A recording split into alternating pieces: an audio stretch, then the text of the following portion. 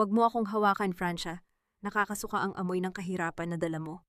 Ang boses ni Eduardo ay malamig pa sa hanging hatid ng aircon sa loob ng malawak na ballroom ng mansyong ilustre.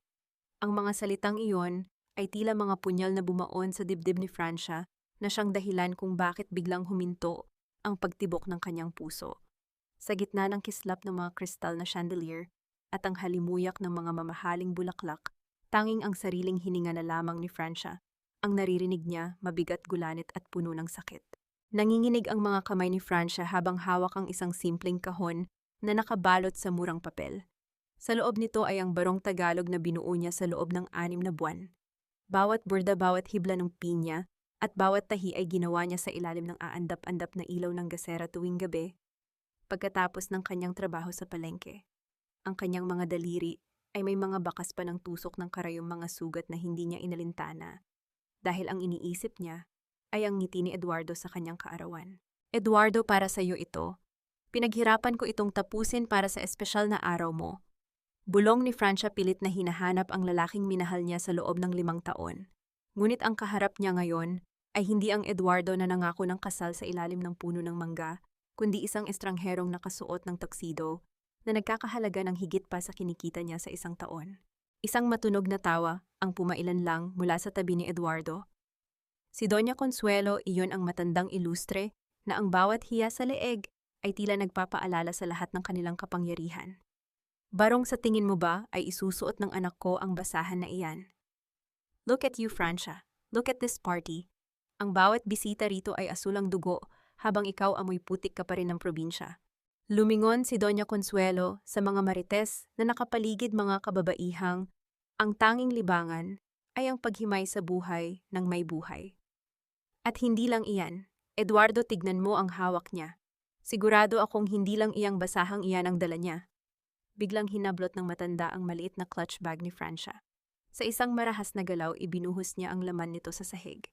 Kasabay ng pagbagsak ng ilang barya at isang lumang panyo ay ang pag-alingaw-ngaw ng isang kumikinang na bagay. Isang kwintas na brilyante, ang diamond heirloom ng mga ilustre. Magnanakaw, tili ni Doña Consuelo na ang boses ay tila isang hatol ng kamatayan. Kaya pala ang lakas ng loob mong pumasok dito nang hindi iniimbitahan, ninakaw mo ang kwintas ko.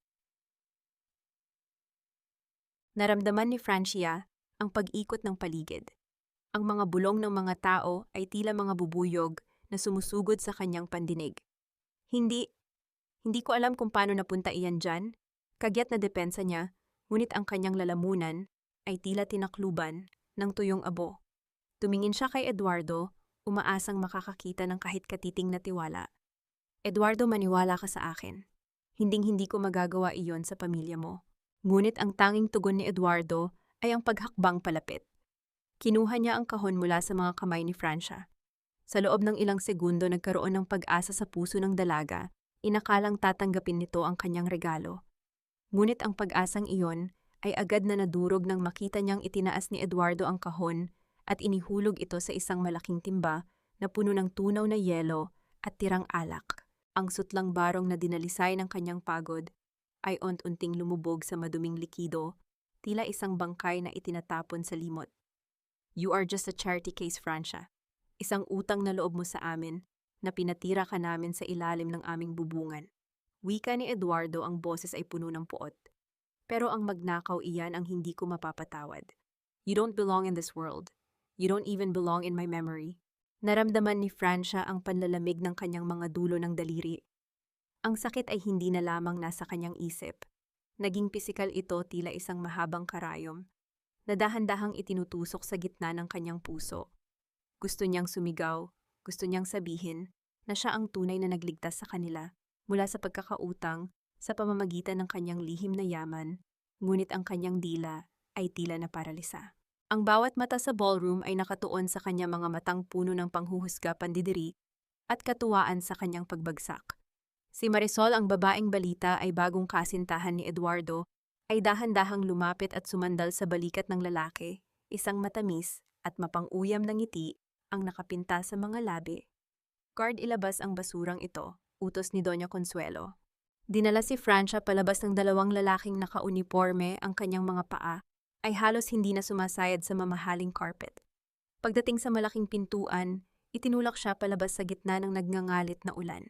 Bumagsak si Francia sa semento, ang kanyang tuhod ay naramdaman ng gasgas at hapdi, ngunit wala itong binatbat sa hapdi ng kanyang kalooban. Basang-basa siya sa loob ng ilang segundo. Ang marangyang liwanag ng mansyon sa kanyang likuran ay unti-unting naglalaho habang isinasara ang malaking pinto. Nakaubsob siya sa malamig na lupa habang ang tubig ulan ay humahalo sa kanyang mga luha. Ang barong na pinaghirapan niya ang 5 taon ng kanyang katapatan at ang kanyang dangal lahat ay tila inanod na ng baha patungo sa kanal.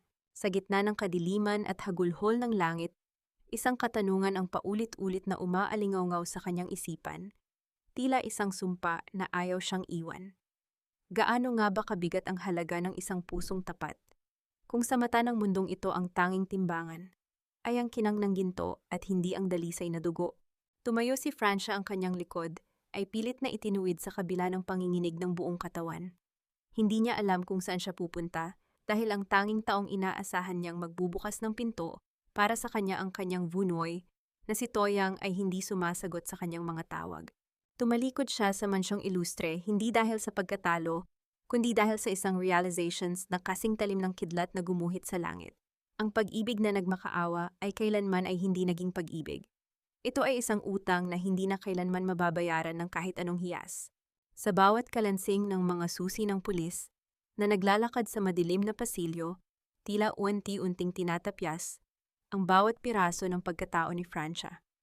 Ang amoy ng karsel, isang timpla ng lumang semento kalawang, at ang mapanghing bugso ng hangin ay tila sumasakal sa kanyang bawat hininga. Nakaupo siya sa isang matigas na bangkong kahoy, ang kanyang basang damit ay nakadikit sa kanyang nanginginig na balat. Nagpapaalala sa kanya na ilang oras pa lamang ang nakalilipas. Siya ay nasa loob ng isang palasyo. Puwede na ba akong tumawag ang mahinang tanong ni Francia sa pulis na nasa harap ng lumang mesa. Ang kanyang boses ay paos, halos hindi lumalabas sa kanyang tuyong lalamunan. Tumingin sa kanya ang pulis ng may halong pandidiri, isang tingin na madalas ibigay sa mga taong walang pangalan at walang pera. Sandali lang, miss. Marami kaming ginagawa. At saka, huwag kang masyadong excited. Mahaba habang gabi ito para sa isang magnanakaw na tulad mo. Hindi ako magnanakaw.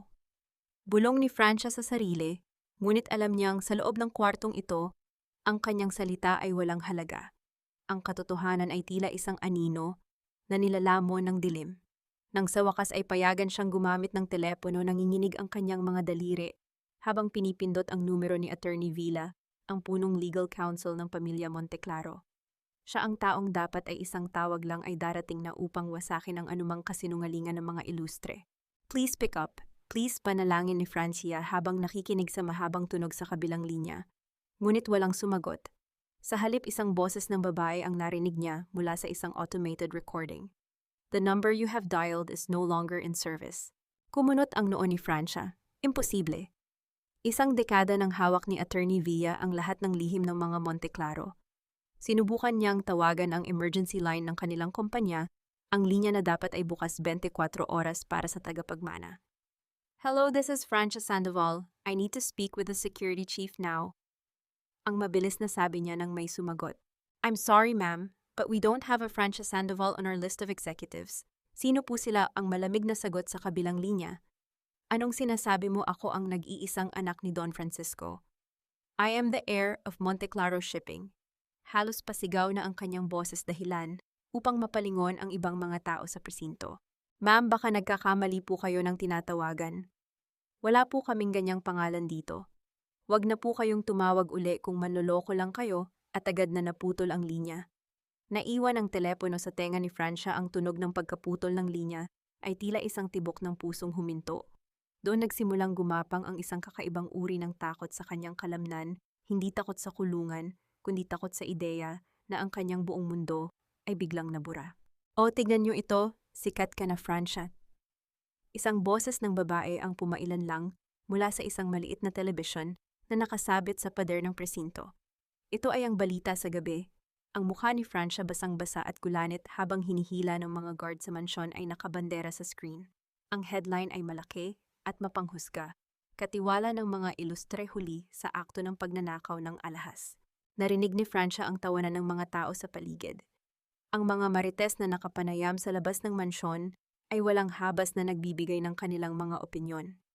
Kaya pala masyadong mabait, may maitim na balak pala, sabi ng isang babae sa screen. Akala mo kung sinong disente ahas pala sa damuhan, dagdag pa ng isa. Napapikit si Francia. Ang bawat salita ay tila mga latigo na humahagupit sa kanyang likuran. Ang kanyang reputasyon, ang kanyang dangal na iniingatan ay naging isang pampubliko, nalibangan sa loob lamang ng isang gabi. Maya-maya isang lalaking nakauniforme ng pulis ang lumapit sa kanya. Hawak nito ang isang dokumento at isang cellphone na kanina pa tumutunog. Sandoval, may tumatawag sa iyo mula sa Central Bank. Ang sabi ng pulis na ngayon ay may halong pagtataka sa kanyang muka. Kinuha ni Francia ang telepono, ang kanyang puso ay pumapalag sa kanyang dibdib. Hello? Is this Miss Francia Sandoval? Ang boses sa kabilang linya ay formal at walang emosyon. We are calling to inform you that your personal and corporate access codes have been flagged for suspicious activity. Effective immediately, all accounts under the Monte Claro Trust and your personal savings are officially frozen by the Board of Directors following a formal petition of identity fraud. Nalaglag ang telepono mula sa kamay ni Francia. Hindi na niya narinig ang iba pang sinabi ng tao sa kabilang linya. Ang tanging nararamdaman niya ay ang bigat ng katahimikan na tila isang malaking pader na gumuguho sa kanyang ibabaw. Wala siyang pera, wala siyang abogado, at ngayon wala na rin siyang pangalan. Sa gitna ng malamig na karsel habang pinapanood, ang patak ng ulan sa labas ng maliit na bintanang may rehas, isang imahe ang pumasok sa kanyang isipan. Ang mukha ni Aling Toyang, ang tanging taong may hawak ng susi sa kanyang kaligtasan. Nasaan ka na, Toyang? Bulong niya sa hangin. Bakit wala ka rito? Ngunit sa kanyang kaloob-looban, may isang maliit na boses na nagsasabing ang katahimikan ni Toyang ay hindi isang aksidente. Ito ay isang simula ng isang mas malalim at mas masakit na pagtataksil. Huwag mo akong tignan ng ganyan, Francia. May sarili rin akong pamilyang kailangang isalba. Ang boses ni Aling Toyang ay hindi ang boses na nagpatulog kay Francia sa loob ng maraming taon. Ito ay tuyo, matigas at walang bahid ng pagmamahal na dati-rati nagpapakalma sa kanyang mga takot. Nakatayo ang matanda sa kabilang panig ng rehas. Ang kanyang mga kamay ay mahigpit na nakahawak sa kanyang luma. At kupas na pitaka ang pitakang pinadalhan ni Francia ng pera buwan-buwan mula sa kanyang sariling sweldo. Sa sandaling iyon, tila huminto ang mundo para kay Francia. Ang bawat tibok ng kanyang puso ay naging isang mabigat na pasanin. Tumingin siya sa mga mata ng babaeng itinuring niyang higit pa sa tunay na ina. Naalala niya ang init ng mga yakap ni Aling Toyang noong siya ay bata pa, ang lasa ng sinigang na niluluto nito tuwing siya ay may sakit, at ang mga pangakong hinding-hindi siya nito iiwan kahit anong mangyari. Ang bawat alaala ay tila mga hibla ng sutla na biglang naging mga alambreng may tinik humihigpit sa kanyang leeg. Nay Toyang, anong sinasabi niyo? Bulong ni Francia. Ang kanyang mga kamay ay dahan-dahang lumalapit sa rehas, nagbabakasaling mahawakan ang kamay ng matanda. Ang susi. Ang digital key ko. Ikaw lang ang nakakaalam kung nasaan iyon. Sabihin mo sa kanila ang totoo. Sabihin mo sa kanila na ako ang tagapagmana ng mga Monte Claro. Umiwas ng tingin si Aling Toyang. Ang bawat pag-iwas niya ay tila isang malakas na sampal na yumanig sa buong pagkatao ni Francia. Wala na ang susi, Francia. Ibinigay ko na kay Doña Consuelo. Kailangan ko ang pera para kay Junjun. Baon siya sa utang, Francia. Pinagbabantaan ang buhay ng anak ko. Ano ang laban ng pagmamahal ko sa iyo sa buhay ng sarili kong dugo? Naramdaman ni Francia ang unti-unting pagguho ng kanyang kalooban. Ang bawat salita ni Toyang ay tila mga bubog na bumabaon sa kanyang lalamunan, ginagawang mahirap ang bawat paghinga. Ang kanyang mga binti ay tila naging malambot na kandila, dahan-dahang bumigay hanggang sa mapaluhod siya sa malamig at maduming semento ng presinto. Nay, pinalaki niyo ako. Alam niyo ang lahat ng sakripisyo ko para sa mga ilustre. Alam niyo kung gaano ko sila pinahalagahan kahit tinatrato nila akong basura. Ang paos na sigaw ni Francia, ang mga luha ay sa wakas ay bumuhos, hindi dahil sa takot sa kulungan, kundi dahil sa hapdi ng pagkakatraidor. Bakit pati ikaw? Bakit pati ikaw na itinuring kong mundo? Isang mapait na ngiti ang lumitaw sa mga labi ni Aling Toyang, isang ekspresyong puno ng self-justification at manipulasyon. Huwag kang magmalinis, Francia. Mayaman ka. Marami kang pera. Ang kaunting mawawala sa iyo ay buhay na para sa anak ko. Hindi ba't sabi mo ay mahal mo ako? Kung gayon, isipin mo na lang na ito ang huling utang na loob mo sa akin. Sa lahat ng taon na ipinagpalit ko ang sarili kong buhay para mapalaki ka. Sa bawat salitang binitawan ng matanda, naramdaman ni Francia ang isang uri ng lamig na mas matindi pa sa ulan sa labas. Ang konsepto ng utang na loob na dati ay simbolo ng kanilang ugnayan ay naging isang kadena na ginamit upang igapos siya sa ilalim ng lupa. Ang babaeng nagturo sa kanya kung paano magmahal ang siya ring bumasag sa huling piraso ng kanyang tiwala sa sangkatauhan. At huwag kang umasa na may darating pang tulong mula sa Monte Claro. Dagdag nito yang habang humahakbang paatras palayo sa rehas. Kasama sa kasunduan namin ni Doña Consuelo na ang lahat ng ebidensya ng iyong pagkatao ay buburahin. Para sa kanila, ikaw ay isa lamang ilusyonada, isang baliw na magnanakaw. Pinanood ni Francia ang bawat hakbang ni Aling Toyang patungo sa pintuan. Ang tunay na tunog ng paglisan nito ay hindi ang ingay ng mga sapatos sa sahig, kundi ang katahimikan ng isang pintong tuluyan nang isinara sa kanyang puso. Nang mawala na ang anino ng matanda, tanging ang tunog ng sariling hagulhol ni Francia ang naiiwan sa loob ng silid. Isang malalim na kawalan ang lumamon sa kanya. Wala na siyang Eduardo, wala na siyang yaman, at ngayon wala na rin siyang ina. Ang bawat pader ng presinto ay tila lumiliit, tinitipon ang lahat ng dumi at sakit ng mundo upang itabon sa kanya. Naisandal ni Francia ang kanyang noo sa malamig na bakal ng rehas. Ang kanyang mga kamay ay mahigpit na nakakuyom hanggang sa bumaon ang kanyang mga kuko sa kanyang palad, ngunit hindi niya maramdaman ang sakit ng katawan. Ang tanging nararamdaman niya ay ang eko ng mga salita ni Toyang na paulit-ulit na humahampas sa kanyang diwa. Kaano nga ba kadali para sa isang tao na sunugin ang lahat ng tulay ng nakaraan para lamang sa isang dakok na pilak? At paano makakabangon ang isang kaluluwa kung ang mismong pundasyon ng kanyang buhay ay itinayo sa ibabaw ng isang malaking kasinungalingan? Sa gitna ng kadilimang iyon, habang ang bawat hininga ay tila isang pakikipaglaban, isang katanungan ang naiwan sa hangin kasing pait ng lason. Kung ang tanging taong pinagkatiwalaan ko ay ang siyang pumatay sa aking pagkatao, mayroon pa bang dahilan para ako ay muling huminga? Ang kameng, ang kabanatang ito ay nagtatapos sa larawan ni Francia na nakalugmok sa dilim nag-iisa. At durog, habang sa labas, ay maririnig ang mahinang tunog ng bawat patak ng ulan na tila mga luha ng langit para sa isang pusong wala nang mahinga ng tulong. Hindi ka pa rin ba titigil sa pag-iyak? Sayang ang tubig sa katawan mo, wala namang makakarinig sa iyo rito. Ang boses na yon ay hindi nanggaling sa mga pulis o sa mga kapwa niya bilanggo. Ito ay isang boses na malalim baritono at may himig ng awtoridad na hindi maikakaila. Dahan-dahang iniangat ni Francia ang kanyang ulo mula sa kanyang mga tuhod. Sa gitna ng madilim na pasilyo ng presinto, isang lalaki ang nakatayo sa labas ng kanyang rehas.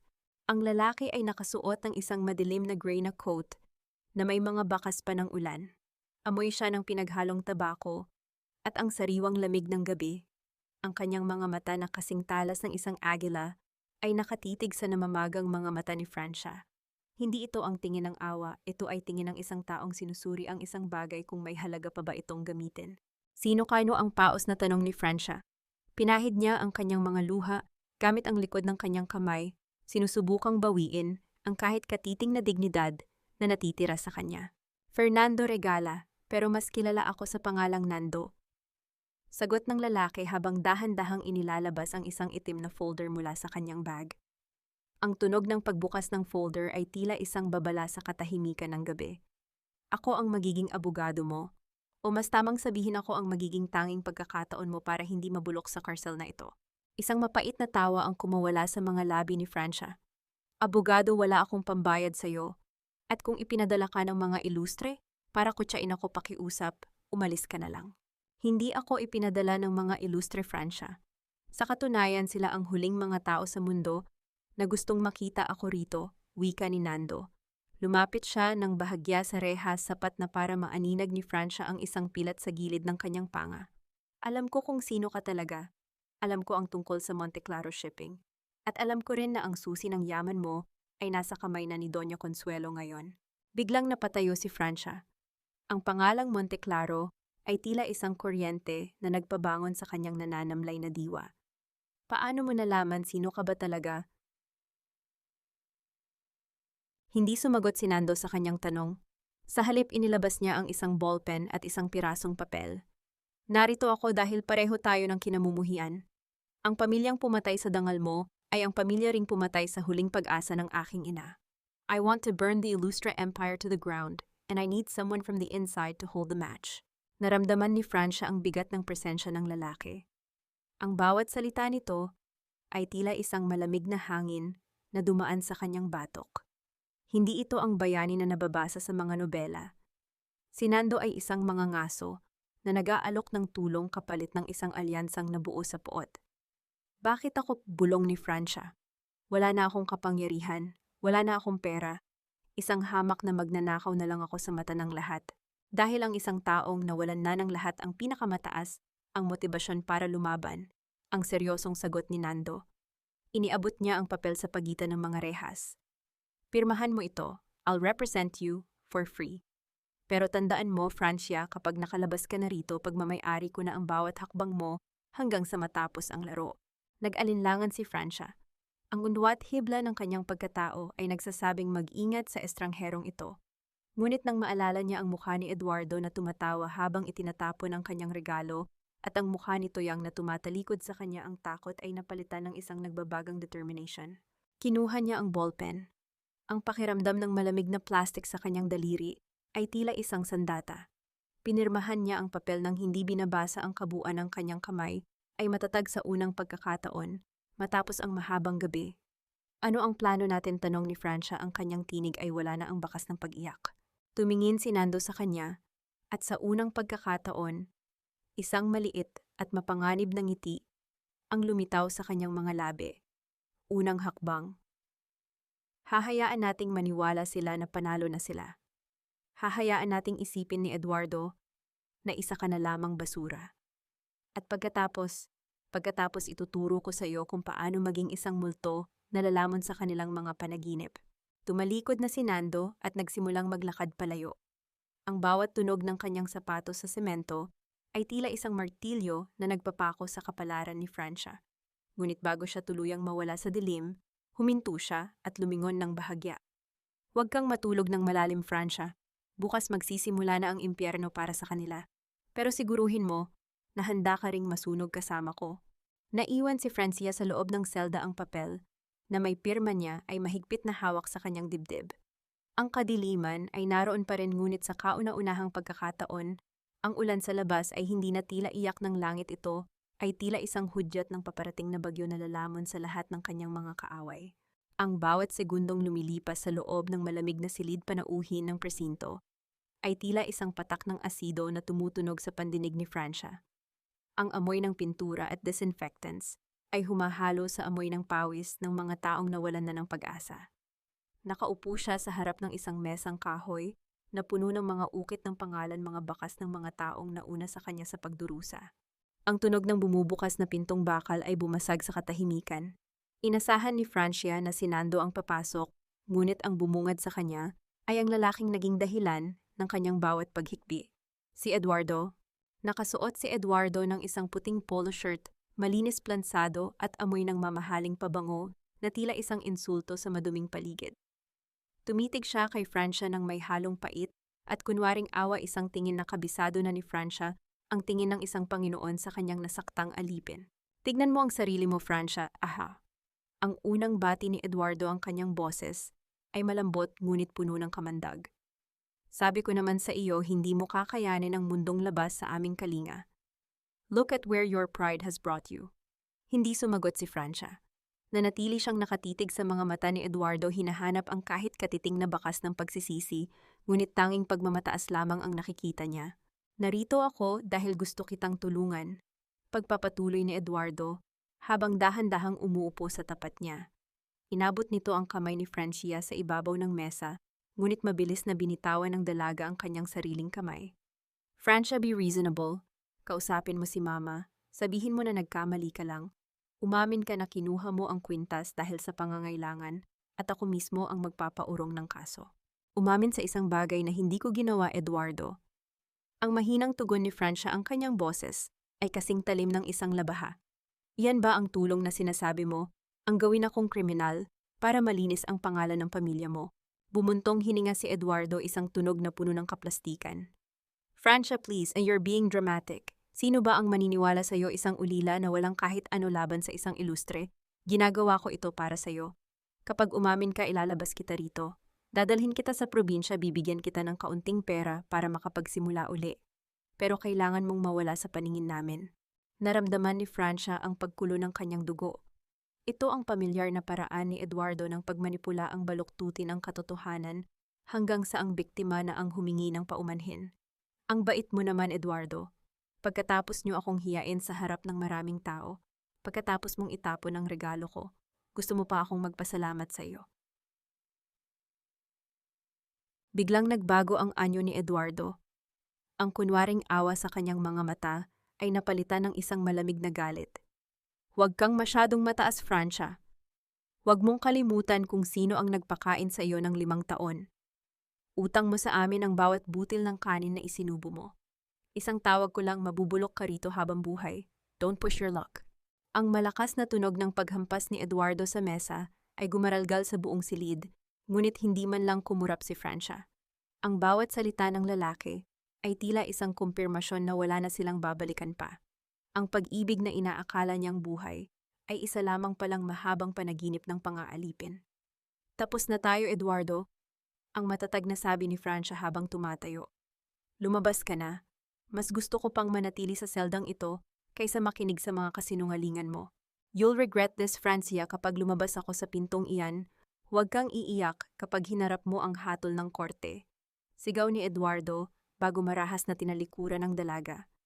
Ang tunog ng kanyang sapatos sa semento ay mabilis na naglaho kasabay ng pagsara ng pintong bakal.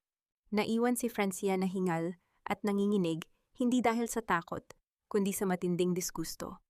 Habang dahan-dahan siyang naglalakad pabalik sa kanyang selda, nakita niya si Nando na nakasandal sa pader ng pasilyo, tila kanina pa nanonood sa dilim. Walang sinabi si Nando. Inabutan lamang niya si Francia ng isang maliit na katuping piraso ng papel. Nang buksan ito ni Francia sa loob ng kanyang madilim na sulok, naramdaman niya ang mabilis na pagtibok ng kanyang puso. Ito ay isang listahan ng mga bank accounts at mga utang. Ang pangalan ni Doña Consuelo Ilustre ay nasa itaas at sa tabi nito ay ang halagang mahigit 100 milyong piso na utang sa iba't ibang songback at loan sharks. Ang mansyong Ilustre ay nakasangla na pala sa isang pribadong kumpanya na pagmamay-ari ni Fernando Regala. Napatakip ng bibig si Francia. Ang mga taong humahamak sa kanya dahil sa kahirapan ay mas pulubi pa pala kaysa sa kanya. Bakit mo ito ibinibigay sa akin? Bulong ni Francia nang dumaan si Nando sa tapat ng kanyang rehas para lumabas. Tumigil si Nando, ang kanyang anino ay mahaba at madilim sa sahig. Para malaman mo na ang kinatatakutan mong higante ay gawa lamang sa karton. At para maalala mo, Francia, na kapag sinunog natin ang karton na yan, sisiguraduhin nating wala silang matatakbuhan. Niyakap ni Francia ang papel sa kanyang dibdib. Sa kauna-unahang pagkakataon, ang dilim ng karsel ay tila naging isang silid ng pagpaplano. Ngunit sa likod ng kanyang isipan, isang katanungan ang pumasok. Sino ba talaga si Nando at anong klaseng halimaw ang nilikha ng mga ilustre para maging ganito ito kagalit sa sarili niyang dugo? Ang tunog ng mabigat na pintong bakal na bumubukas ay tila isang hudyat ng muling pagkabuhay. Ngunit para kay Francia ito ay simula ng isang panibagong uri ng paghihirap. Ang liwanag ng araw sa labas ng presinto ay masyadong masilaw, tila nanunukso sa kanyang mga matang sanay na sa dilim ng karsel sa loob ng ilang araw. Laya ka na, Sandoval. Pansamantala, ang malamig na sabi ng pulis. Habang iniabot sa kanya ang isang maliit na plastic bag na naglalaman ng kanyang mga gamit, ang sirang cellphone, ang basang pitaka na wala ng laman, at ang luma niyang panyo. Huwag kang aalis ng Maynila. Bantay ka pa rin sa amin. Tumango si Francia nang hindi tumitingin sa pulis. Humakbang siya palabas sa kalsada, ngunit ang bawat tingin ng mga taong dumadaan ay tila mga karayom na tumutusok sa kanyang balat. Ang balita tungkol sa kanyang pagnanakaw ay kumalat na parang apoy sa tuyong damo. Naririnig niya ang bulungan ng mga taong nakatayo sa kanto, ang mapanghusgang mga mata ng mga driver ng jeep, at ang mga turo ng mga batang inuutusan ng kanilang mga magulang na lumayo sa kanya. Wala siyang matuluyan. Ang kanyang apartment ay nilock na ng landlord dahil sa utos ni Doña Consuelo. Ang kanyang mga kaibigan wala ni isa ang sumasagot sa kanyang mga mensahe. Siya ay naging isang leproso sa gitna ng sibilisasyon. Naglakad si Francia nang walang patutunguhan hanggang sa marating niya ang isang bahagi ng lungsod kung saan ang mga kalsada ay mas makitid at ang amoy ng kanal ay mas matapang. Doon sa gitna ng hilera ng mga dampa na gawa sa pinagtagpi-taping kahoy at yero, isang pamilyar na boses ang tumawag sa kanyang pangalan. Francia, Diyos ko, ikaw nga anak. Isang matandang babae na may puting buhok at nakasuot ng kupas na duster ang mabilis na lumapit sa kanya. Si Tita Baby. Siya ang dating punong labandera ng mga ilustre na pinalayas din dahil sa paratang na masyadong matanda na para magsilbi. Tita Baby, ang tanging nasabi ni Francia bago siya tuluyang napahagulgol sa balikat ng matanda. Ang init ng yakap ni Tita Baby ay tila isang kumot na bumalot sa kanyang nanlalamig na pagkatao. Huwag kang umiyak, anak. Alam kong hindi mo magagawa ang ibinibintang nila. Halika, pumasok ka sa loob. Ligtas ka rito, ang mahinahong sabi ni Tita Baby, habang inaalalayan si Francia patungo sa isang maliit na dampa.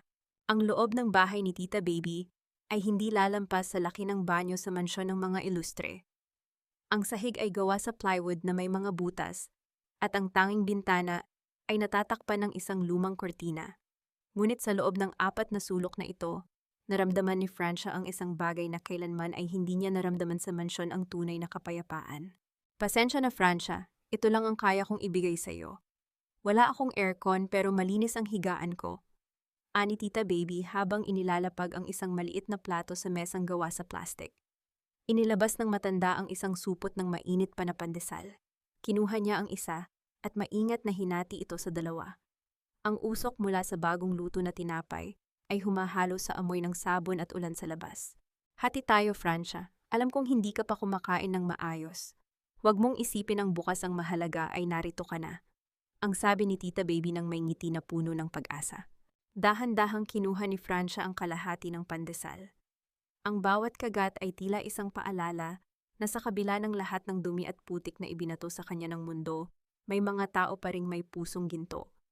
Ang tamis ng tinapay at ang alat ng kanyang sariling luha ay humahalo sa kanyang bibig, ngunit sa pagkakataong ito ang kanyang pag-iyak ay hindi na dahil sa sakit, kundi dahil sa pasasalamat. Tita Baby, babawi ako sa inyo. Pangako, iintaa. Bulong ni Francia habang nakatingin sa aandap-andap na ilaw ng kanilang maliit na bumbilya. Huwag mong isipin iyon, anak. Ang mahalaga ay itayo mo ang sarili mo. Huwag mong hayaang manalo ang mga taong ang tingin sa atin ay mga basura lang. Ipakita mo sa kanila na ang gintong nasa putikan ay ginto pa rin. Sa gabing iyon, habang nakahiga si Francia sa isang manipis na banig sa tabi ni Tita Baby, inilabas niya ang listahang ibinigay ni Nando.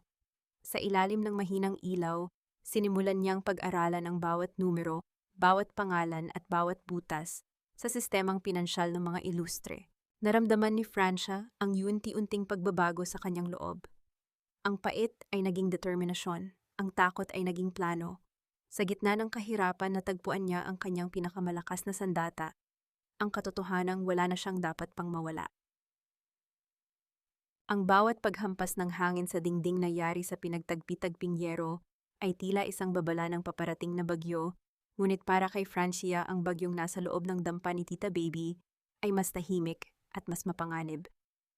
Nakaupo si Fernando Nando Regala sa isang bangkitong gawa sa plastic, ang kanyang mamahaling suit ay tila isang malaking insulto sa paligid na amoy ulan at paghihirap. Maingat na inilapag ni Tita Baby ang isang tasang kape na may lamat sa harap ni Nando. Pasensya na, iho, yan lang ang maibibigay ko. Baka hindi mo magustuhan ang lasa ng kapeng barako na binibili lang namin sa kanto. Sa halip na pandirihan, dahan-dahang kinuha ni Nando ang tasa. Hinipan niya ang usok na nagmumula rito bago uminom ng maliit. Salamat, Tita Baby. Matagal-tagal na rin nung huli akong nakatikim ng ganitong kape. Lasang, katotohanan, Tat. Ang mahinang sabi ni Nando, ang kanyang boses ay may bahid ng isang lumbay na hindi kayang tago ng kanyang matatalas na mata. Bakit ka narito, Nando? Hindi ba't sabi mo ay magtatago muna tayo? Tanong ni Francia habang inaayos ang mga papel na naglalaman ng mga utang ng pamilya Ilustre. Nagbabago ang plano, Francia. Masyadong mabilis kumilos si Doña Consuelo. Sinimulan na nilang i-liquidate ang mga assets ng Monteclaro na nakuha nila sa iyo sa pamamagitan ng peking pirma ni Aling Toyang Tsagotay. Sagot ni Nando. Biglang tumunog ang kanyang cellphone sa loob ng kanyang bulsa. Sa pagmamadali niyang kunin ito, hindi sinasadyang nalaglag ang kanyang wallet sa sahig. Tumalsik ang wallet sa tapat ng mga paa ni Francia. Habang abala si Nando sa pakikipag-usap sa telepono isang tawag na tila tungkol sa isang urgent na court hearing, yumuko si Francia para pulutin ang wallet. Bahagyang bumukas ang pagkakatupi ng pitaka. Doon sa likod ng ilang ID at credit cards, ay may isang lumang litrato na bahagyang kupas na at may mga tupi sa gilid. Hindi napigilan ni Francia ang kanyang kuryosidad. Hinugot niya ang litrato, ang kanyang hininga ay tila tumigil. Sa litrato nakikita ang isang mas batang Doña Consuelo Ilustre. Hindi ito ang Doña Consuelo na puno ng puot at hiyas. Sa litratong ito ang kanyang mukha ay mas malambot suot ang isang simpleng puting bestido. Ngunit ang mas nakakagulantang ay ang sanggol na kalong niya isang sanggol na may maliliit na kamay na mahigpit na nakahawak sa daliri ng matanda. Sa likod ng litrato, may nakasulat na maikling mensahe sa tinta na halos mabura na ng panahon. Para sa aking panganay ang aking lihim na pait at ligaya, Consuelo. Nabitawan ni Francia ang litrato nang maramdaman niyang tapos na si Nando sa pakikipag-usap. Mabilis siyang tumingin sa lalaki, ang kanyang puso ay pumapalag sa kanyang dibdib sa tindi ng revelation. Francia, may problema ba, Todd? Tanong ni Nando habang pinupulot ang kanyang wallet. Napansin niya ang litratong nasa sahig. Agad itong kinuha ni Nando, ang kanyang panga ay nagngangalit at ang kanyang mga mata ay biglang naging kasing lamig ng yelo. Anak ka niya, di ba? Ang basag na tinig ni Francia. Hindi ka lang basta abogado na gustong manira ng pamilya nila.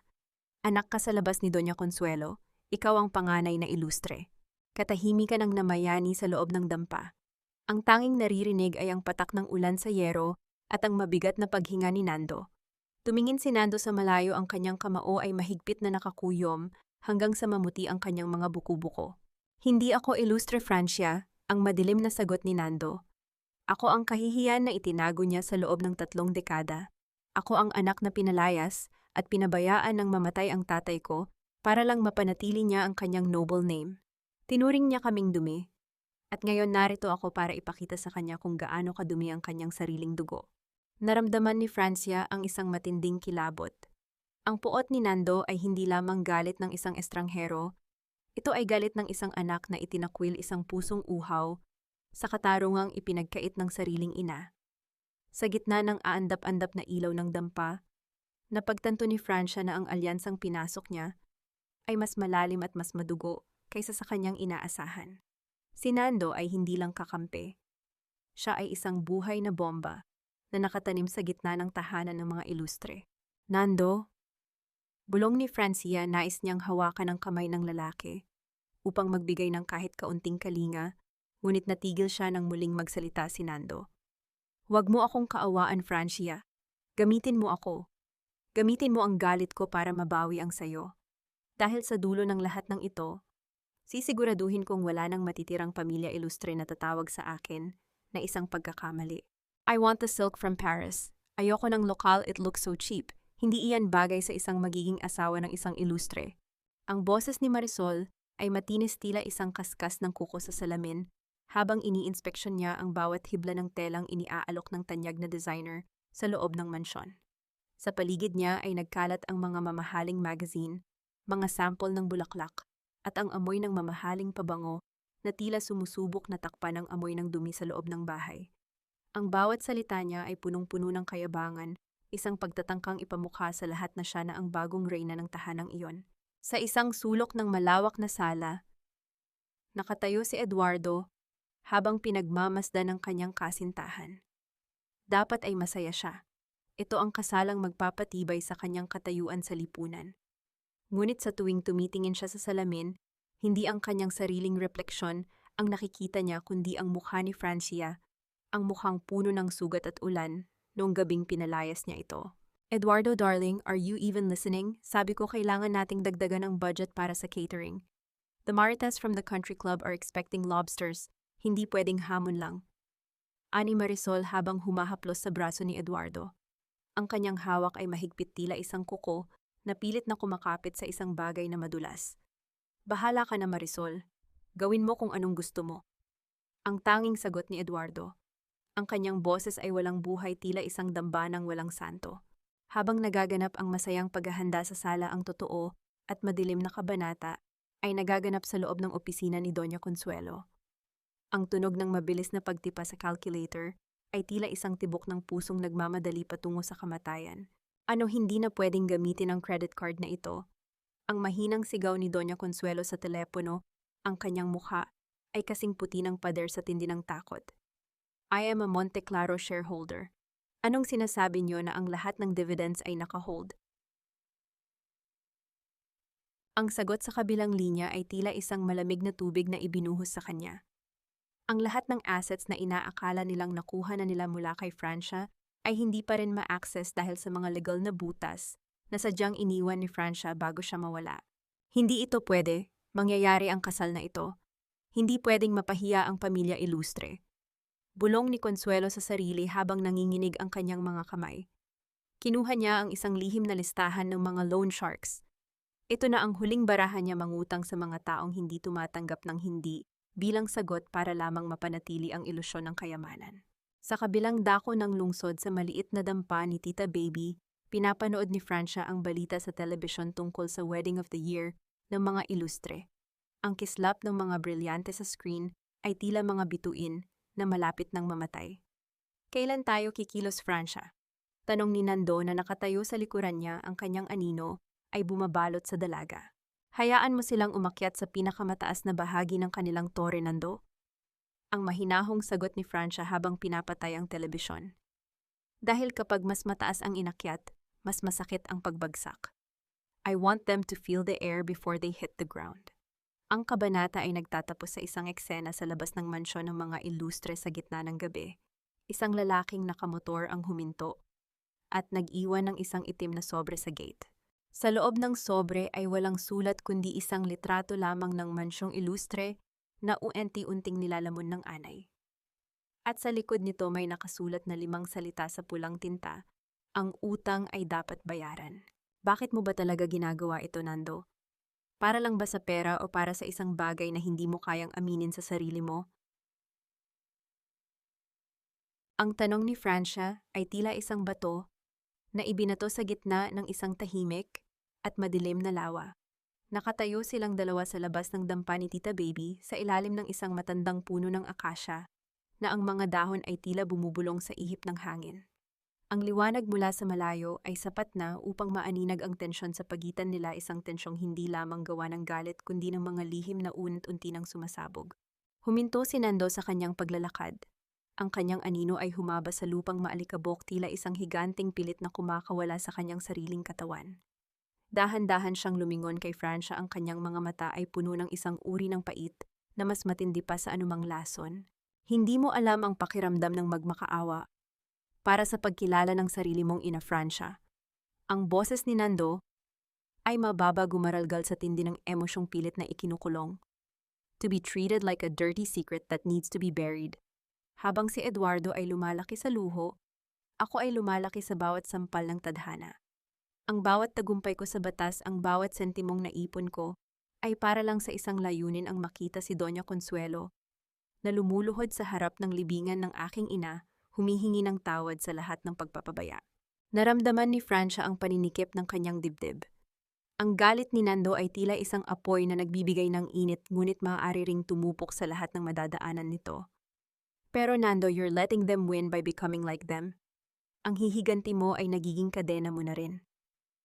Anong alam mo sa katarungan, Francia, ikaw na pinalaki sa ginto? Ang mapait na tanong ni Nando habang humahakbang palapit sa dalaga.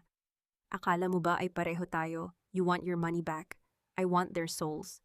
Sa halip na matakot, lumapit si Francia. Sa gitna ng dilim, dahan-dahan niyang iniabot ang kanyang kamay at hinawakan ang kamay ni Nando. Ang kanyang mga daliri ay malambot ngunit matatag, isang direktang kontrast sa magaspang at nanginginig na palad ng lalaki. Hindi ka nag-iisa, Nando. Bulong ni Francia, ang kanyang mga mata ay nakatitig ng diretso sa mga mata ng lalaki. Hindi mo kailangang sunugin ang buong mundo para lang makita nila ang liwanag mo. Narito ako, hindi bilang kasosyo, kundi bilang isang taong nakakaintindi sa sakit mo. Bahagyang humigpit ang hawak ni Nando sa kamay ni Francia. Ang kanyang panga ay lumambot at sa isang pambihirang pagkakataon, nakita ni Francia ang isang luhang dahan-dahang gumuhit sa pisngi ng matigas na abogado. Hindi ito tanda ng kahinaan kundi ng isang sugat na sa wakas ay pinayagang huminga. Isang tahimik na sandali ng kilig ang bumalot sa kanila, isang damdaming hindi bastos, kundi puno ng pag-asa at pag-aaruga sa gitna ng giyera. Ngunit ang kapayapaang iyon ay mabilis na nabasag. Ang tunog ng mabilis na pagharurot ng isang sasakyan sa malapit na kalsada ay nagpabalik sa kanila sa realidad. Isang itim na sedan ang huminto sa dulo ng iskinita, ang mga headlight nito ay tila mga mata ng isang hayop na nagmamasid sa dilim. Nando, sino sila? Ang kinakabahang tanong ni Francia habang hinihigpitan ng kapit sa braso ni Nando.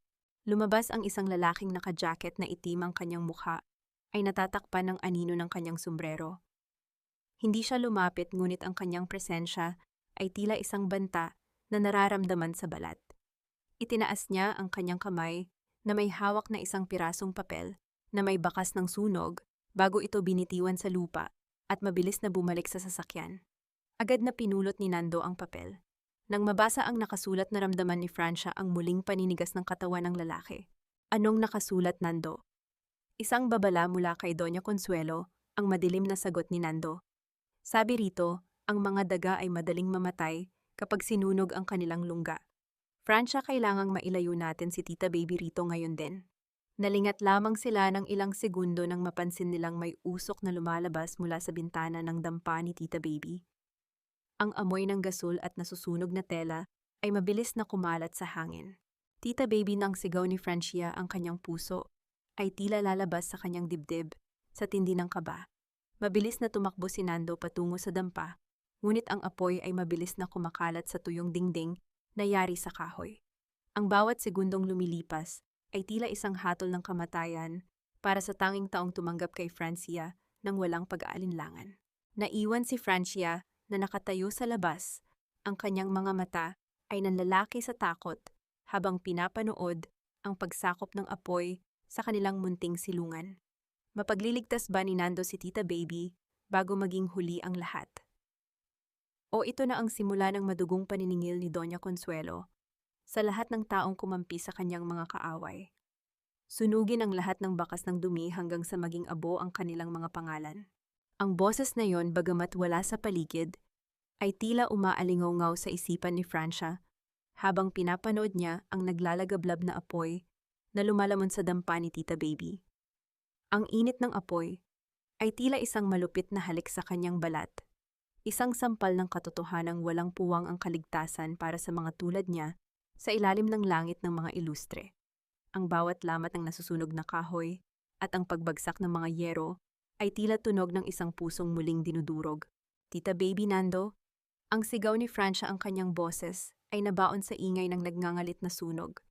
Wala siyang pakialam sa usok na humahapdi sa kanyang mga mata o sa abo na bumabalot sa kanyang buhok. Ang tanging nakikita niya ay ang pinto ng dampa na nilalamon na ng kulay rosas at kahel na apoy. Sa gitna ng kaguluhan, nakita ni Francia ang anino ni Nando na lumabas mula sa makapal at itim na usok. Buhat-buhat niya si Tita Baby na wala ng malay, ang duster nito ay may mga bakas ng uling at ang mukha ay maputlang maputla. Ang bawat hakbang ni Nando ay tila isang pakikipaglaban sa kamatayan. Ang kanyang suot na jacket ay bahagyang umuusok at ang kanyang mukha ay puno ng uling, ngunit ang kanyang mga mata ay nananatiling matatag. Nang marating nila ang kalsada, dahan-dahang ibinaba ni Nando si Tita Baby sa malamig na semento. Agad na lumuhod si Francia sa tabi ng matanda, hinahanap ang bawat hininga nito. Ang marahang pagtaas at pagbaba ng dibdib ni Tita Baby ay tila isang himala sa gitna ng impyerno. Nay, Tita Baby, gumising ka po, bulong ni Francia. Ang kanyang mga kamay ay nanginginig habang pinapahid ang uling sa noo ng matanda. Patawarin niyo po ako, dahil sa akin nawala ang lahat sa inyo. Ito ang muli ng bawat sakripisyo. Ang dampa na nagsilbing tanging tahanan ni Francia, ang maliit na sulok kung saan nakaramdam siya ng tunay na pagkalinga ay abo na sa loob lamang ng ilang minuto. Ang lahat ng gamit ni Tita Baby, ang mga lumang litrato, ang mga gamit sa labada, ang bawat alaala ng kanyang simpleng buhay, ay nilamon ng puot ni Doña Consuelo. Tumingin si Nando kay Francia, ang kanyang paghinga ay mabigat at puno ng galit. Hindi ito aksidente, Francia. Ito ay isang deklarasyon ng digmaan. Handa silang pumatay para lang manatili ang kanilang lihim. Naramdaman ni Francia ang isang uri ng lamig na mas matindi pa sa anumang apoy. Ang kanyang pagkaduwag at pagtatago ay nagdulot ng panganib sa mga taong walang kinalaman sa kanyang laban. Ang bawat patak ng luha ni Francia ay hindi na dahil sa takot, kundi dahil sa isang matinding paninindigan na nabuo sa gitna ng mga abo. Sa di kalayuan nakita nila ang pag-alis ng itim na sasakyang kanina pa nagmamasid. Ang pulang ilaw nito sa likod ay tila isang mapang-uyam na tawa sa gitna ng kadiliman. Dadalhin natin siya sa ospital. Ani Nando, ang kanyang boses ay wala ng emosyon, tila isang makinang handa ng sumabog. At pagkatapos nito, Francia, wala ng tago-tago. Lalabas tayo sa liwanag at susunugin natin ang kanilang mga maskara. Nando, tawag ni Francia, ang kanyang mga mata ay nakatitig sa nagbabagang mga labi ng apoy. Gawin natin, ubusin natin sila hanggang sa wala na silang matakbuhan. Ngunit habang inilalagay si Tita Baby sa loob ng ambulansya, isang pamilyar na tunog ng notification ang narinig ni Francia mula sa kanyang bulsa. Isang mensahe mula sa isang hindi kilalang numero. Nang buksan niya ito, ang kanyang dugo ay tila tumigil sa pag-agos. Isang litrato ito ni Aling Toyang nakatali sa isang upuan sa loob ng isang madilim na bodega, at sa tabi nito ay isang kamay na may hawak na gunting nakaturo sa leeg ng matanda. Ang susunod na abo ay hindi na dampa, kundi ang babaeng itinuring mong ina. Pumili ka, ang iyong yaman o ang kanyang huling hininga. Napatingin si Francia sa langit na ngayoy puno ng itim na usok. Ang bawat desisyon niya ay tila isang bitag na sadyang inihanda para sa kanya. Sino ang uunahin niya? Ang katarungang matagal na niyang hinahangad o ang kaligtasan ng taong nagtaksil sa kanya, ngunit minahal niya ng buong buhay? Sa gitna ng sirang kalsada, habang ang tunog ng sirena ay unti-unting lumalayo, isang katanungan ang naiwan sa puso ni Francia. Mas masakit pa sa sugat ng apoy. Hanggang saan mo kayang magpatawad kung ang bawat hakbang mo patungo sa liwanag ay binabayaran ng dugo ng mga taong mahal mo? Patawad, Francia. Patawad dahil mas pinili ko ang dugo kaysa sa puso. Ang boses ni Aling Toyang ay halos isang bulong na lamang sa gitna ng malawak at madilim na bodegang amoy kalawang at lumang kahoy. Nakatali siya sa isang sirang upuan. Ang kanyang buhok na dati ay maayos na nakapusod ay ngayoy gulo-gulo at ang kanyang mga mata ay puno ng matinding pagsisisi. Ang bawat lamat sa kanyang balat ay tila nagpapakita ng bigat ng kasalanang ginawa niya sa batang siya mismo ang nagpalaki. Nakatayo si Francia sa harap ng matanda, ang kanyang anino ay mahaba sa sahig na sementado. Hawak niya ang kanyang cellphone, ang liwanag nito ay sapat na upang ipakita ang panginginig ng kanyang mga kamay. Sa tabi niya ay si Nando na ang presensya ay tila isang matibay na pader sa gitna ng panganib. Ang kanilang pagdating sa bodegang ito ay hindi dahil sa utos ng mga ilustre, kundi dahil sa talino ni Nando na matunton ang huling taguan ng mga tauhan ni Doña Consuelo. Nay Toyang, ang tanging nasabi ni Francia. Ang bawat hibla ng kanyang kalooban ay gustong sumigaw sa galit, ngunit ang nakikita niya ay hindi ang babaeng nagtaksil sa kanya. Ang nakikita niya ay ang babaeng nagpunas ng kanyang mga luha noong siya ay bata pa, ang babaeng naging dambana ng kanyang mga sikreto. Ang kabalintunaan ng sandaling ito ay tila isang kutsilyong dahan-dahang humahati sa kanyang puso. Ang taong sumira sa kanyang buhay ay siya ring taong hindi niya kayang hayaang mamatay. Bakit, Nay, bakit kailangan mong umabot sa ganito? Tanong ni Francia, ang kanyang boses ay puno ng pait at pagmamahal na hindi kayang burahin ng galit. Akala ko ay maililigtas ko si Junjun. Hagulhol ni Toyang, ang kanyang mga balikat ay nayayanig sa tindi ng iyak. Pero ginamit lang nila ako, Francia. Matapos nilang makuha ang digital key, itinapon nila ako rito na parang basura.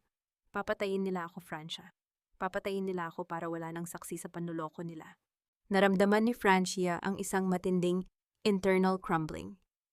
Ang lahat ng kanyang plano para sa paghihiganti ay tila naglaho sa harap ng katotohanang Ang lahat ay biktima lamang ng kasakiman ng pamilya Ilustre. Ang pag-ibig, katapatan, at maging ang pagkakamali ay naging mga kasangkapan lamang sa kamay ni Doña Consuelo. Tinapos ko na ang utang ko sa iyo na ito yung kambulong ni Francia habang tinatanggal ang huling buhol ng lubid.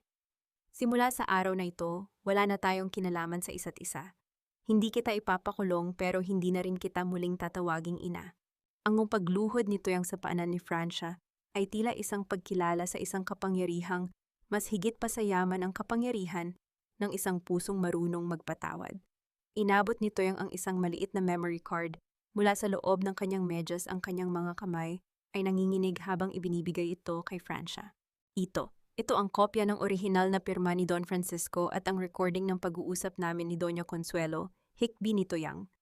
Yan ang susi para mabawi mo ang lahat. Gamitin mo iyan, Francia. Ipakita mo sa kanila kung sino ang tunay na Monteclaro. Kinuha ni Francia ang memory card. Ang pakiramdam ng maliit na plastic sa kanyang palad ay tila kasing bigat ng isang bundok. Tumingin siya kay Nando na ang mga mata ay nagpapakita ng isang bihirang respeto. Nagawa natin, Nando, ang mahinang sabi ni Francia. Ngunit ang katahimikan ng bodega ay biglang nabasag ng tunog ng mabibilis na yabag ng mga sapatos sa labas. Ang mga headlight ng ilang sasakyan ay tumama sa malaking pintuan, lumilikha ng mga mahahabang anino na tila mga halimaw na handang sumakmal. Sandoval, Regala, alam naming niyan kayo. Ang boses ni Eduardo ay bumasag sa gabi puno ng desperasyon at panganib.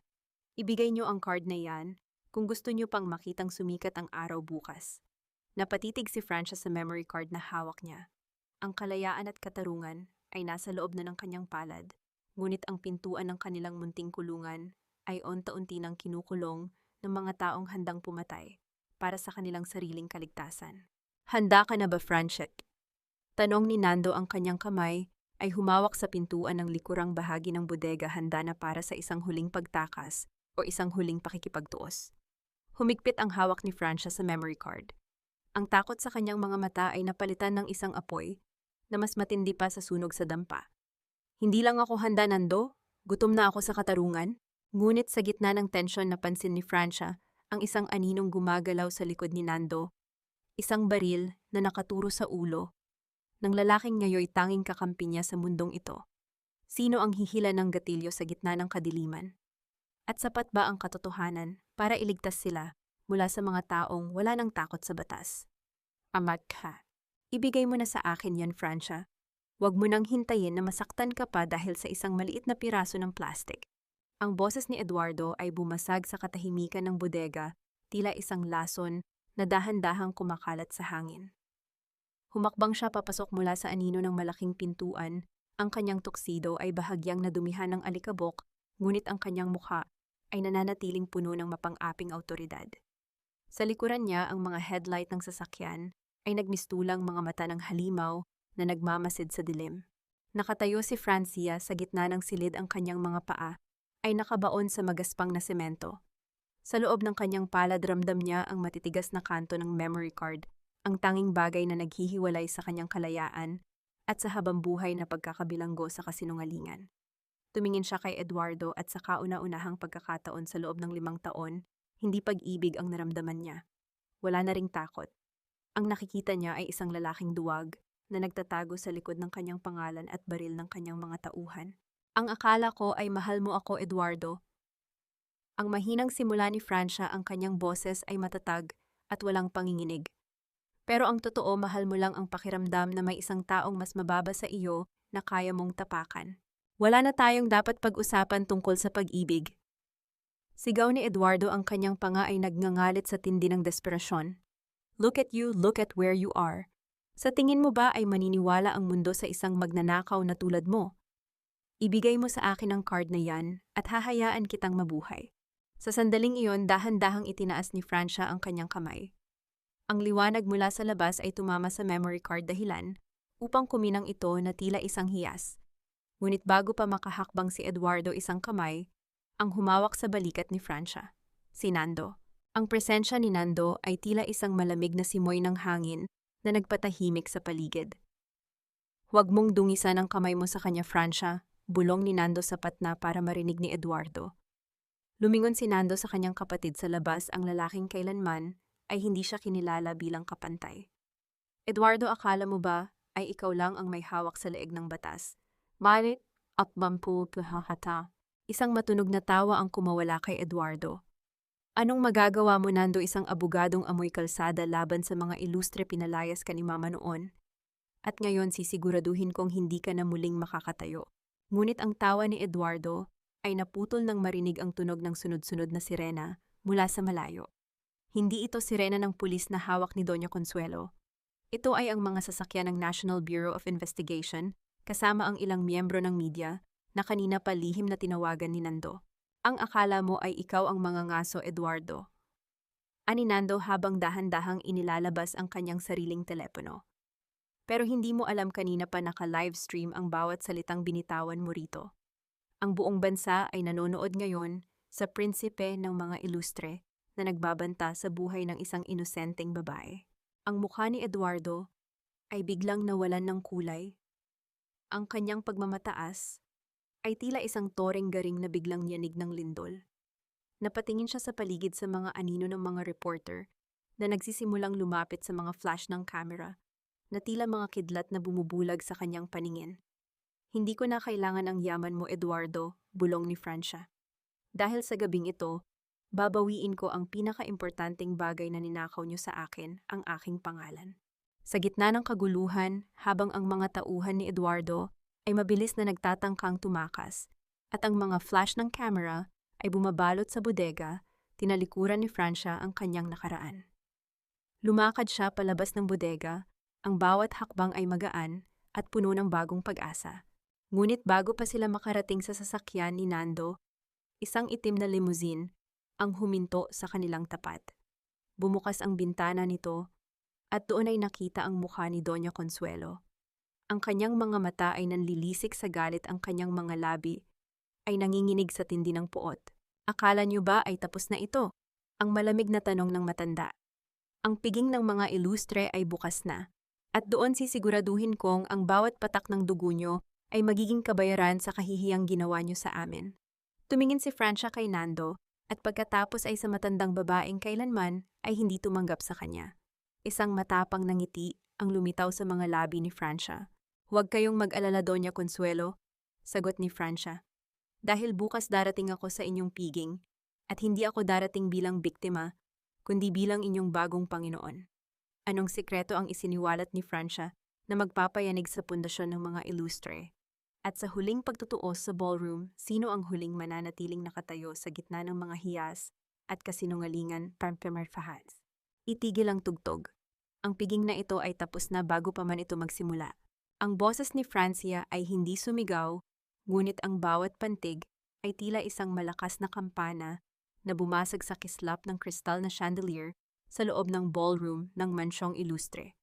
Nakatayo siya sa gitna ng malawak na pintuan, suot ang isang simpleng itim na bestido na walang anumang palamuti, ngunit ang kanyang tindig ay mas marangal pa sa sinumang reyna sa loob ng silid. Ang bawat mata ng mga marites na dati ay puno ng pangungutya ay ngayon nanlalaki sa gulat at pagtataka. Sa kabilang dako ng ballroom napatigil si Doña Consuelo sa pag-inom ng kanyang champagne. Ang baso sa kanyang kamay ay bahagyang nanginig, lumilikha ng maliliit na alon sa likido. Sa tabi niya si Eduardo at Marisol ay tila mga estatwang hindi makapaniwala sa nakikita. Francia, anong kapangahasan ito? Ang bulyaw ni Doña Consuelo, ang kanyang boses ay pilit na itinatago ang takot sa likod ng galit. Security, bakit niyo pinapasok ang magnanakaw na ito? Ngunit walang security na lumapit. Sa halip pumasok si Nando sa tabi ni Francia, hawak ang isang makapal na asul na folder. Ang bawat hakbang ng dalawa ay tila isang martilyo na nagpapako sa huling hantungan ng pamilya ilustre. Ang mga security na tinatawag mo, Doña Consuelo, ay nasa ilalim na ng utos ng bagong may-ari ng lupang ito. Ang malamig na pahayag ni Nando habang binubuksan ang folder. Ayon sa mga dokumentong ito, ang mansyong ilustre, at ang bawat pulgada ng lupang kinatatayuan nito ay hindi na sa inyo. Binili na ng Monte Claro Shipping ang lahat ng inyong utang, kasama na ang prenda sa bahay na ito. Isang nakabibinging katahimikan ang bumalot sa ballroom. Naririnig lamang ang mahinang paghinga ng mga tao at ang mahinang tunog ng hangin sa labas. Hindi, hindi iyan totoo. Kasinungalingan iyan. Sigaw ni Marisol, ang kanyang mukha ay namumula sa tindi ng kahihiyan. Eduardo, gawin mo ang paraan. Sabihin mo sa kanila na nagkakamali sila. Ngunit si Eduardo ay hindi makapagsalita. Ang kanyang mga mata ay nakatitig sa sahig, tila doon niya hinahanap ang nawawalang dangal ng kanyang pamilya. Alam niya ang katotohanan. Alam niyang ang bawat hiyas na suot ni Marisol at ang bawat pagkaing nakahain sa mesa ay galing sa perang ninakaw nila sa pamamagitan ng panlilinlang. Sabi mo noon, amoy putik ako at kahirapan. Ang mahinang bulong ni Francia sapat na para marinig ng lahat. Pero ngayon tignan mo ang sarili mo. Ang bawat brilyante sa leeg mo ay hindi kayang itago ang amoy ng kabulukan ng iyong puso. Hindi mo ito magagawa sa akin. Ang nanginginig na sigaw ni Consuelo habang mabilis na hinuhubad ang kanyang mga singsing at kwintas, pilit na itinatago ang mga ito sa loob ng kanyang damit. Akin ang bahay na ito, akin ito. Sa sandaling iyon, bumukas ang malaking pintuan at pumasok ang sheriff ng korte kasama ang ilang mga pulis. Ang tunog ng papel na inilalatag sa mesa ay tila isang panghuling hatol. "Ma'am, meron po kaming writ of execution," ang formal na sabi ng sheriff. "Kailangang lisanin niyo ang property na ito sa loob ng 1 oras. Ang lahat ng gamit dito ay nakaimbentaryo na bilang kabayaran sa inyong mga utang." Ang eksena ng pagpapalayas ay tila isang malupit na teleserye sa totoong buhay. Pinapanood ng mga bisita ang mga marites na dati ay humahanga sa mga ilustre habang hila-hila ni Eduardo ang kanyang ina palabas ng mansyon. Walang limo na naghihintay sa kanila. Walang mga tagapagsilbi. Tanging ang madilim na kalsada at ang malamig na hangin ng gabi ang sumalubong sa kanila. Habang nakatayo sa tuktok ng hagdan ng mansyon, pinanood ni Francia ang pagbagsak ng toring-garing na kumulong sa kanya sa loob ng 5 taon. Naramdaman niya ang isang kamay na humawak sa kanyang balikat. Si Nando. "Tapos na ang laro, Francia," bulong ni Nando. Tumingin si Francia sa lalaki, ngunit sa halip na saya isang matinding lungkot ang nakita niya sa mga mata nito. Lumingon si Nando sa papalayo ng anino ng kanyang ina na ngayoy naglalakad sa gilid ng kalsada, bit-bit ang isang maliit na bag ng mga alahas na hindi na niya mapapakinabangan. "Francia," tawag ni Nando, ang kanyang boses ay puno ng pait. "May isa pa akong hiling bago mo tuluyang isara ang kabanatang ito." "Ano yon, Nando?" "Ipakulong mo si Doña Consuelo, hindi dahil sa pera, kundi dahil sa pagpatay niya sa huling pag-asa ng aking ina. Gusto kong maranasan niya ang lamig ng rehas na ipinaranas niya sa iyo." Napatitig si Francia kay Nando. Ang katarungan ay nasa kanyang mga kamay, ngunit ang huling hakbang ba ay magdadala ng kapayapaan o magpapatuloy lamang ng siklo ng hantungan at puot? "Naitoyang, tama na po, wag na nating dagdagan ang mga luha." Ang boses ni Francia ay kasing lamig ng semento sa loob ng opisina ng abogado, ngunit may himig ito ng pagod na hindi kayang lunasan ng mahabang tulog. Nakaupo si Aling Toyang sa harap niya, ang mga balikat ay nakayuko, at ang mga kamay na dati ay nag-alaga kay Francia ay nanginginig sa ibabaw ng kanyang mga tuhod. Ang amoy ng antiseptic at lumang papel sa silid ay tila nagpapatindi sa bigat ng bawat segundong lumilipas. Hindi makatingin ng diretso ang matanda. Ang kanyang bawat hininga ay gumaralgal isang tunog ng pagsisising huli na dumating. "Francia, anak, hindi ko alam kung paano hihingi ng tawad. Alam kong wala akong karapatan. Pero ang anak ko, si Junjun, palagi na lang po si Junjun po." Putol ni Francia ang kanyang boses ay walang galit, tanging isang malalim na kawalan. "Na sa loob ng maraming taon, ibinigay ko sa inyo ang lahat. Higit pa sa sweldo, ibinigay ko sa inyo ang tiwala ko. Itinuring kitang higit pa sa dugo. Pero noong gabing kailangan ko ang isang ina, ang nakita ko ay ang taong handang ibenta ang buhay ko para sa isang sugal. Heto po ang huling piraso ng ating nakaraan," bulong ni Francia. "Sabi niyo noon, may utang na loob ako sa inyo dahil pinalaki niyo ako. Ngayon itatanong ko sa inyo, bayad na ba ako? Ang mga gabing ginugol ko sa karsel, ang kahihiyang tinanggap ko sa harap ng media, ay ang pagkawasak ng aking pagkatao. Sapat na ba iyon para mabura ang lahat ng pag-aaruga niyo sa akin?" Napahagulhol si Aling Toyang, ang kanyang mga luha ay pumatak sa ibabaw ng panyo, lumilikha ng mga madidilim na marka sa tela. "Bayad ka na, Francia. Higit pa sa sapat. Patawarin mo ako, anak. Patawarin mo ako." Kinuha ni Francia ang isang legal na dokumento mula sa folder. "Hindi ko na itutuloy ang kaso laban sa inyo, Nay Toyang. Ayokong makita kayong mabulok sa kulungan Dahil sa huli hindi ko pa rin kayang burahin ang alaala ng sinigang na inihanda nyo para sa akin tuwing umuulan. Pero kailangan nyo ring malaman na kasabay ng pag-atras ko ng kaso ay ang pag-atras ko sa buhay nyo. Natigilan si Toyang ang kanyang mga mata ay nanlalaki sa takot. Anong ibig mong sabihin? Pinapalaya na kita pero pinapalaya ko na rin ang sarili ko mula sa inyo.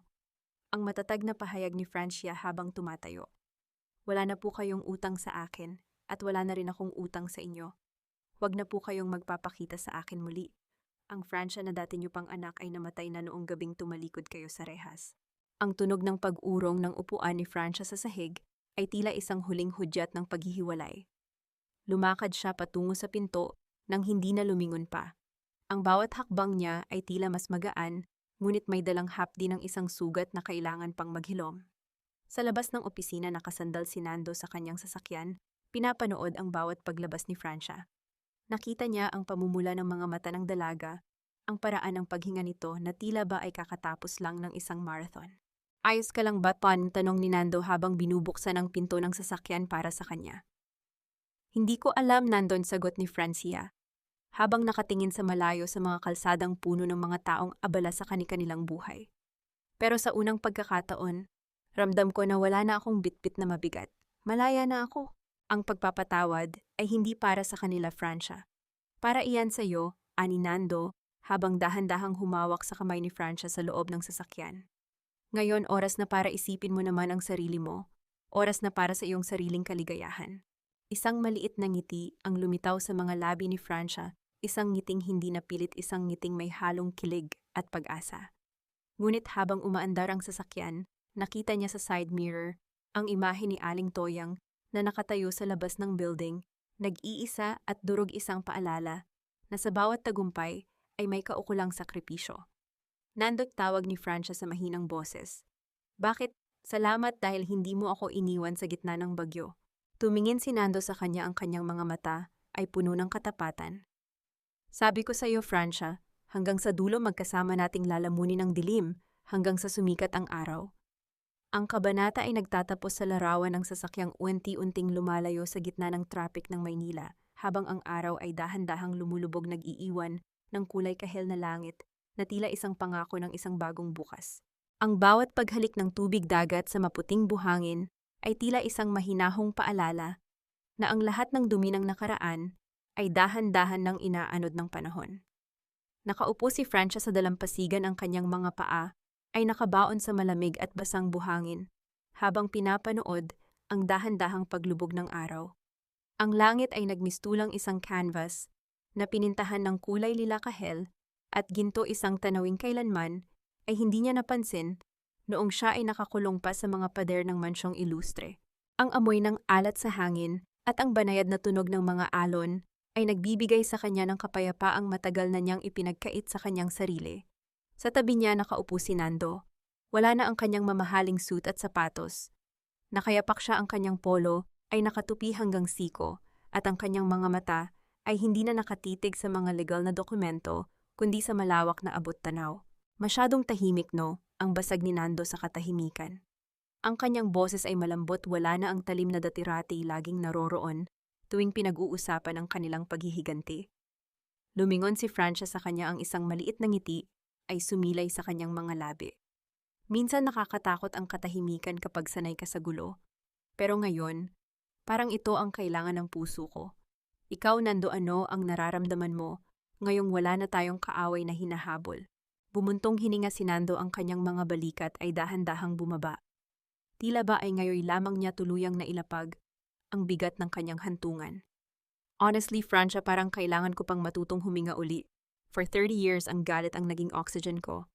Ngayong wala na yon, I feel empty. But in a good way. Francia's tawag ni Nando, ang kanyang mga mata ay nakatitig ng diretso sa mga mata ng dalaga, puno ng katapatan at kilig na nagmumula sa lalim ng kanyang kaluluwa. Noong una kitang makita sa loob ng selda, akala ko ay isa ka lang kasangkapan para sa plano ko. But along the way, ikaw ang nagturo sa akin na ang katarungan ay walang saysay kung ang puso mo ay nananatiling bilanggo ng puot. Naramdaman ni Francia ang mabilis na pagtibok ng kanyang puso. Ang init ng hawak ni Nando ay tila isang gamot na tuluyang naghihilom sa mga sugat na iniwan ni Eduardo. Dahan-dahan niyang inihilig ang kanyang ulo sa balikat ng lalaki, ninanamnam ang amoy ng dagat at ang bango ng sabon sa damit nito. Salamat dahil hindi mo ako hinayaang malunod sa sarili kong galit, Nando, bulong ni Francia.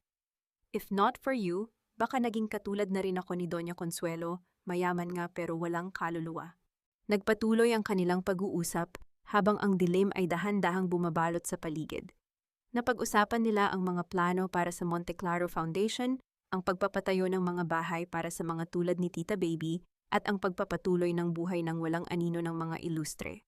I want to start over, Nando, not as a Monte Claro heir, but just as Francia Piani Francia habang pinaglalaruan ang mga daliri ni Nando. Gusto kong maranasan ang magmahal nang walang itinatagong sikreto. Ang magmahal dahil gusto ko, hindi dahil kailangan ko. Huminto si Nando at hinarap si Francia. Ang distansya sa pagitan ng kanilang mga mukha ay lumiit sapat na para maramdaman nila ang mainit na hininga ng isa't isa. Ang bawat tibok ng kanilang puso ay tila nagsasabay sa ritmo ng dagat. Francia, can I be part of that new start? Ang mahinang tanong ni Nando. I don't have much to offer except my loyalty and a heart that's finally learning how to care. Sa halip na sumagot ng salita, dahan-dahang ipinikit ni Francia ang kanyang mga mata at idinikit ang kanyang noo sa noo ni Nando. Isang tahimik na pangako ang nabuo sa pagitan nila sa ilalim ng mga bituin. Ang kanilang pag-ibig ay hindi nagsimula sa mga rosas at matatamis na salita, kundi sa mga rehas luha at pagtataksil. At dahil doon, alam nilang wala nang bagyong makakasira sa pundasyong kanilang itinayo. You've always been a part of it, Nando.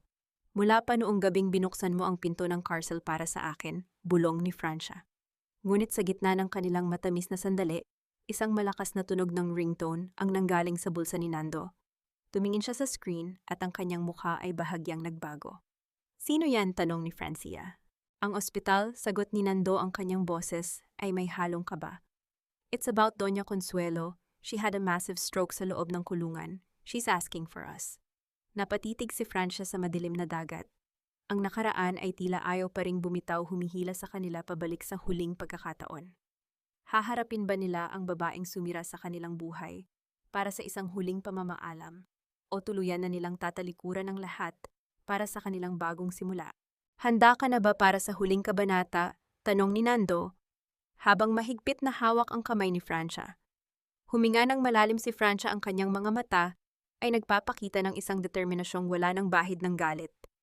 Para sa iyo, Nando. Para sa kapayapaan nating dalawa, handa na ako.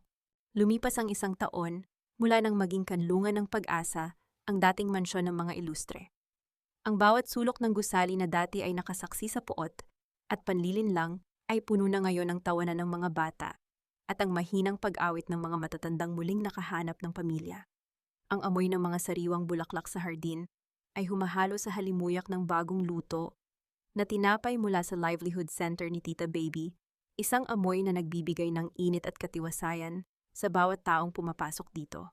Nakatayo si Francia sa harap ng malaking bintana sa kanyang opisina, pinapanood ang pagsasayaw ng mga dahon ng puno ng akasya sa ihip ng hangin. Wala na ang kaba sa kanyang dibdib. Wala na ang bigat ng paghihiganti. Ang kanyang suot na bestido ay simple, ngunit ang kislap sa kanyang mga mata ay hindi matutumbasan ng kahit anong brilyante na dati ay naging mitya ng kanyang pagdurusa. Naramdaman niya ang isang pares ng mga braso na dahan-dahang yumakap sa kanyang baywang mula sa likuran. Ang init ng katawan ni Nando at ang pamilyar na bango ng kanyang pabango ay tila isang kuta na nagbibigay sa kanya ng lakas. Iniisip mo na naman ba sila? Ang mahinang tanong ni Nando, ang kanyang boses ay puno ng pag-aaruga. Hindi na dahil sa galit, Nando, sagot ni Francia habang hinahawakan ang kamay ng kanyang asawa.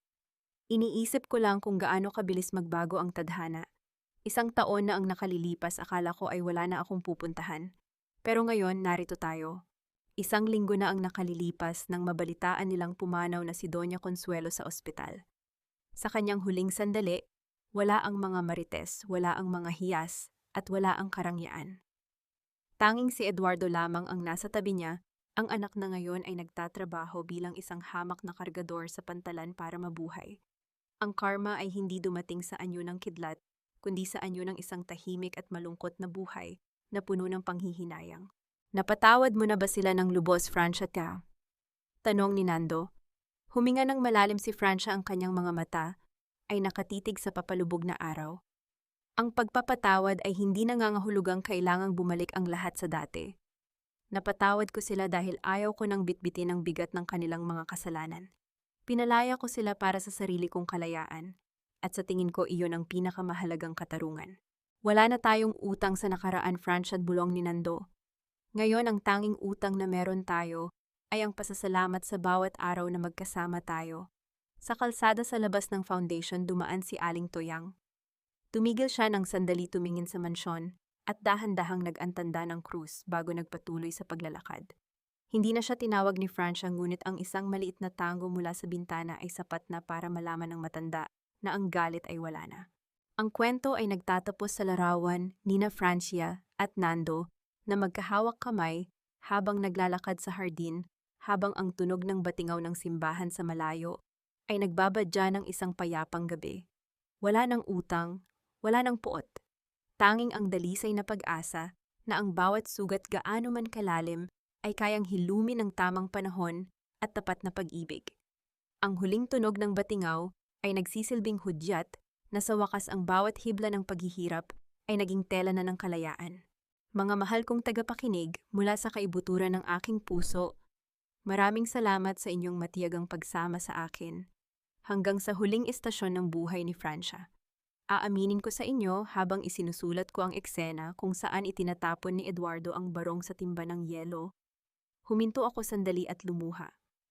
Ramdam ko ang bawat tusok ng karayom sa daliri ni Francia, ang bawat pangarap na tila inanod ng maruming tubig.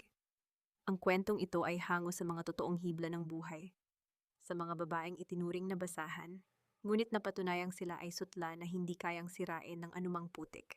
Tulad ng isang borda, ang ating buhay ay may mga buhol sa likuran na hindi nakikita ng iba, ngunit iyon ang nagpapatatag sa disenyo ng ating pagkatao.